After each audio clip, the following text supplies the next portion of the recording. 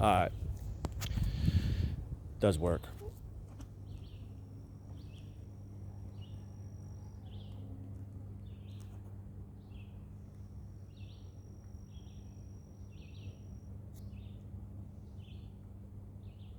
Yeah, well, thanks for hanging out with me during that. I really appreciate it. That was so much fun. I love talking to her so much.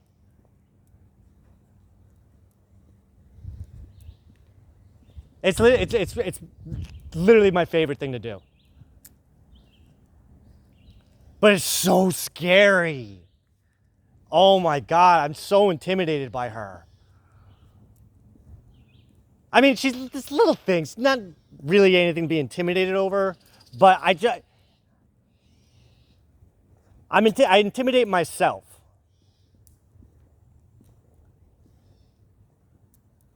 I let myself get like all intimidated about it. Like, oh, I don't want to say the wrong thing. I don't want to come off like being too needy. I don't want to be like this. I don't want to be like that. I was saying that to myself earlier, like, bro, what is wrong with you?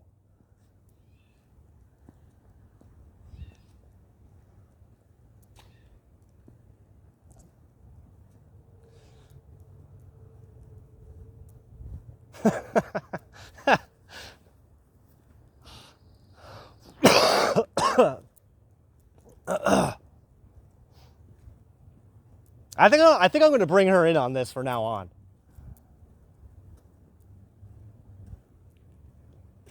Why? Well, here's the thing. I want this little lady to be a bigger part of my life. Bigger than what she already is? Yeah, much bigger than what she already is.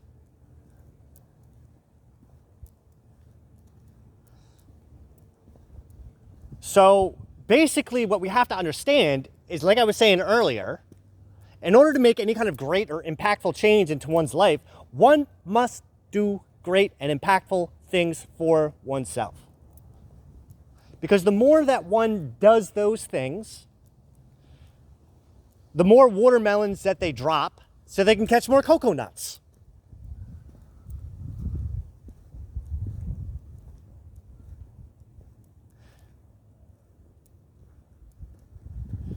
Now, just because I want the little lady to be a part of my life doesn't mean that she wants to be a part of my life. Do you know what I mean? But in doing so, by including someone who I have strong feelings for, admiration for, someone I respect, someone that I cherish, someone that I love very deeply, by including them in this, even though not directly,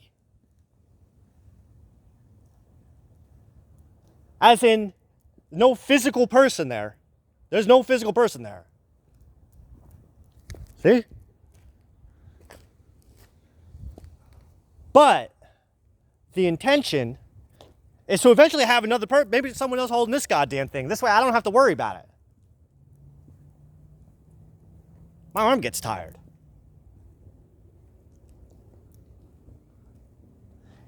And I trust enough in my intuition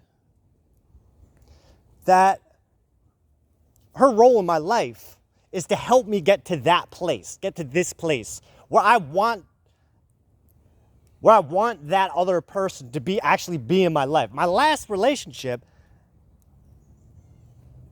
I didn't want the person in my life. I wanted them out of my life. And I eventually got what I wanted.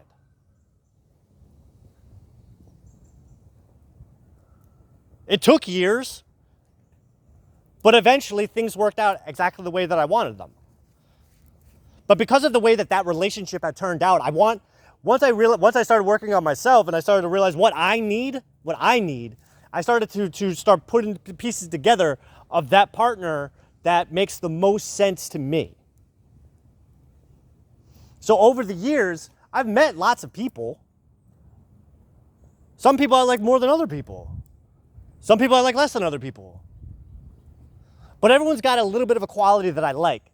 And I take it, pluck it.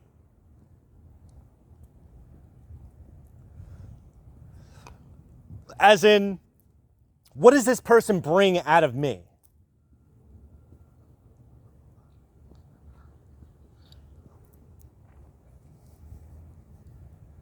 Because even the people who bring negative shit, they also bring positive shit. You just got to sift through the negative shit to actually see it.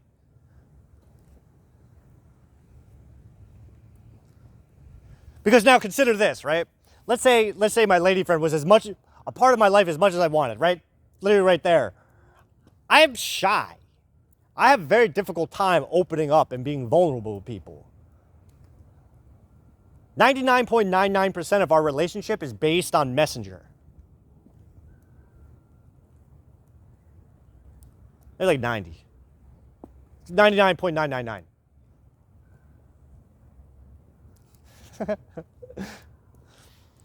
But the nice thing about Messenger, and I had brought this up years ago, is especially when I could do those voice recordings, I fucking love that thing.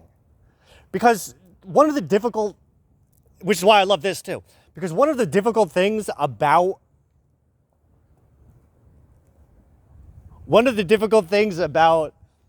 having a conversation with anybody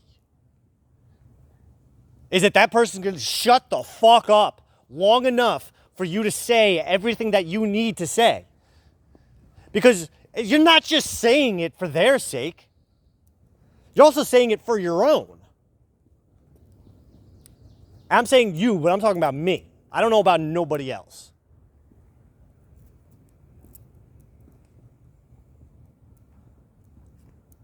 I used to record her 4 hours worth of me talking.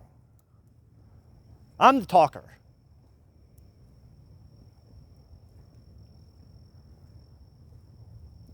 This is how it's been since the very beginning.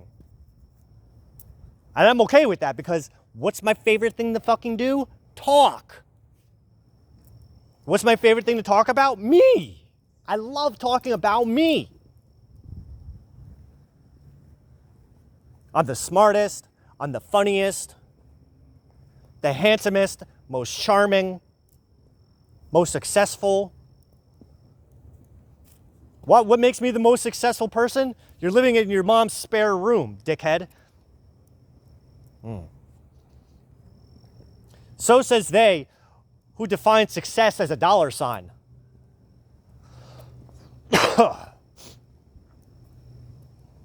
How do you know when you succeed? When you got a shit ton of money.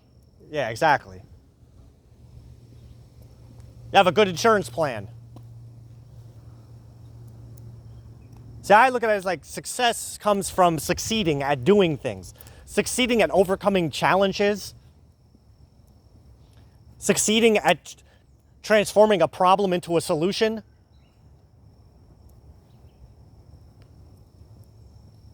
Pushing myself beyond my own self-limiting beliefs. That's success. Success is defined by all the little successes that went into the big one. It takes more than one rock to build a mountain, motherfucker.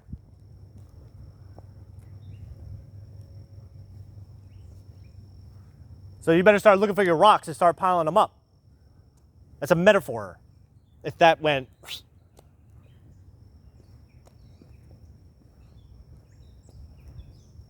metaphor isn't the language that everybody understands. Sometimes people gotta be literal Larry. Take the little successes from throughout your life and start piling them on top of each other.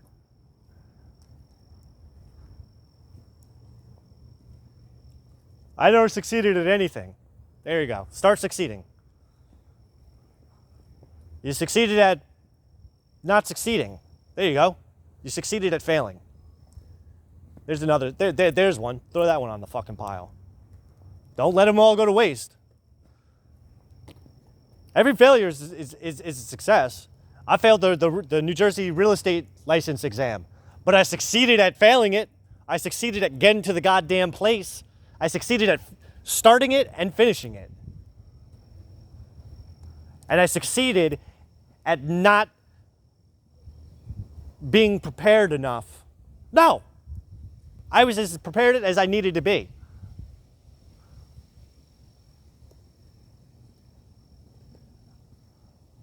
I succeeded at recognizing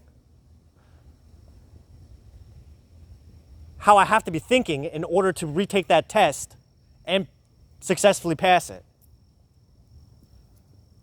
To fail at failing again. That's a double negative. Yeah, I know.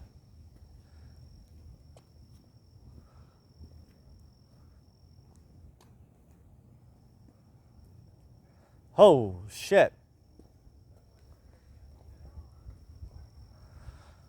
I'm seeing us on a date. She owes me a date, by the way. More than one, as a matter of fact. She was supposed to take me out for my birthday last year. We never did it. Supposed to take me out for astrology advice.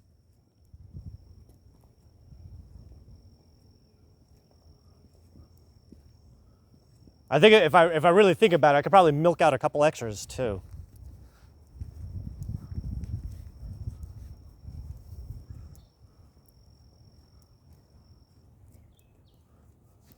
But I'm imagining us on a date and I get to go on one of these rants.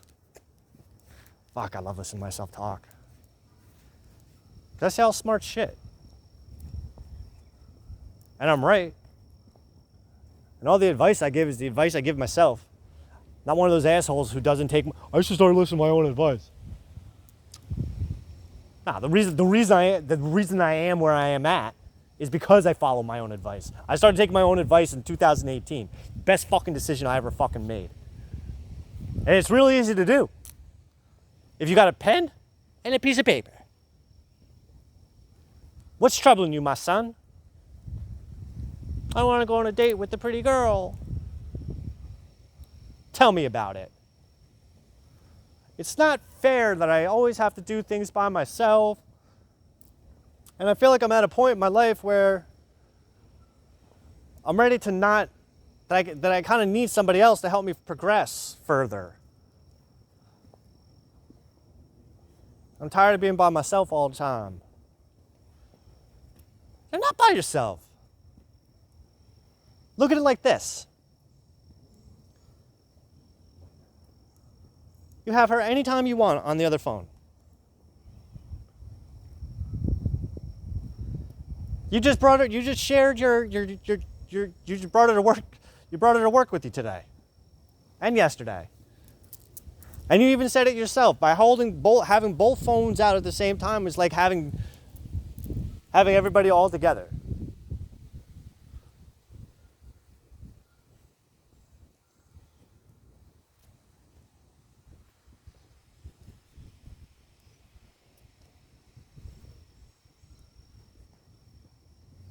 People like to be included in things. People like to know that they're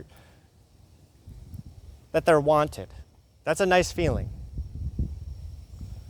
You don't need to feel that way.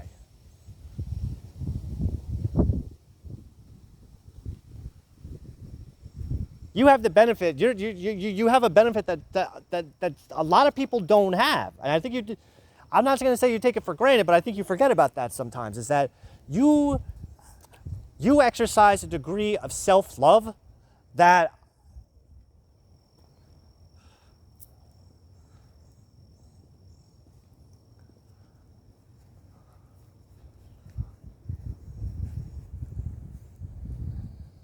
may not be documented.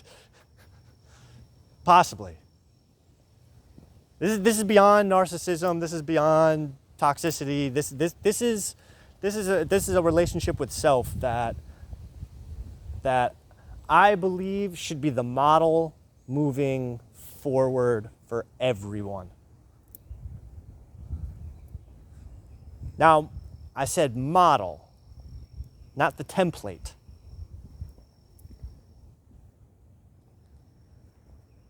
It's up to you to interpret it in your own way. Not, I want to be like Derek. The fuck would you want to be like Derek for? You would suck at it. And you'd look like a fucking idiot.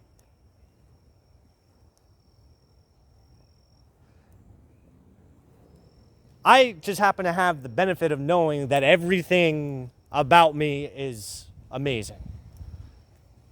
From tits to toes.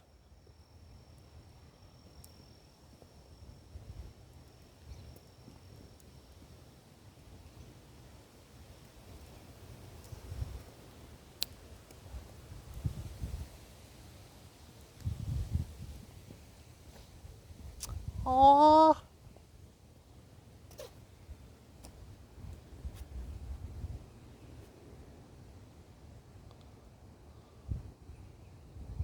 Break It To Me Gently by Brenda Lee.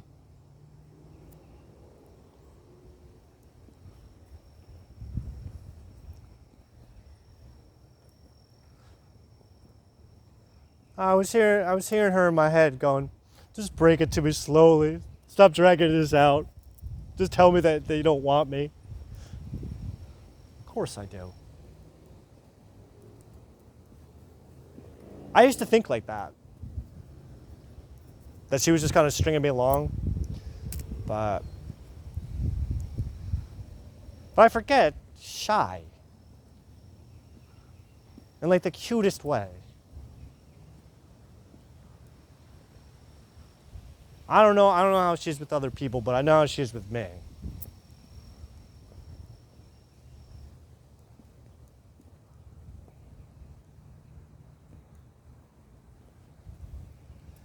Ugh.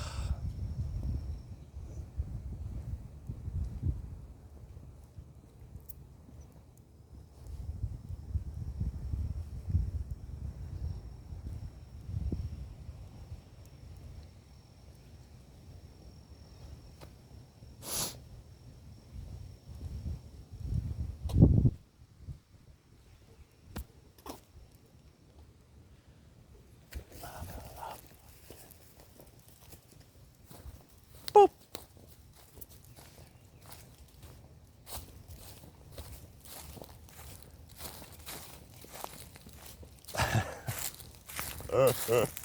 But what I was saying was, now that whole self-love thing,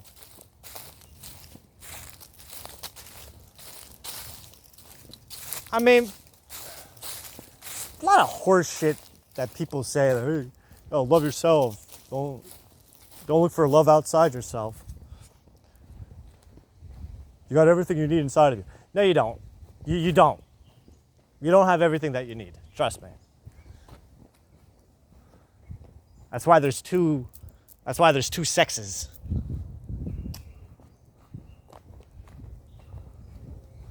That's science. We can get all spiritual.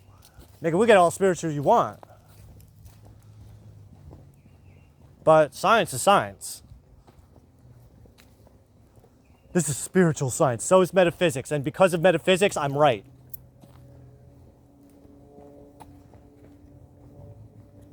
I'm not saying you're wrong completely. Like, yeah, you do have to first nurture a sense of self-love for yourself, which requires you to not have to rely on external food sources. But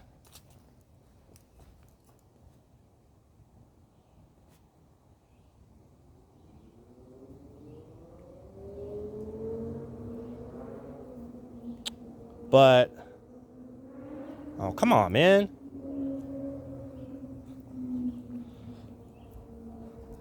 Not that you don't have to on external food sources, but like external. You need the external as much as you need the internal. You need the internal as much as you need the external. It's like they work hand in hand. Like you can't fully get to where you need to go without that extra piece. Because that extra piece has everything that you don't have. Because that extra piece sees the shit that you can't see, which you need to see.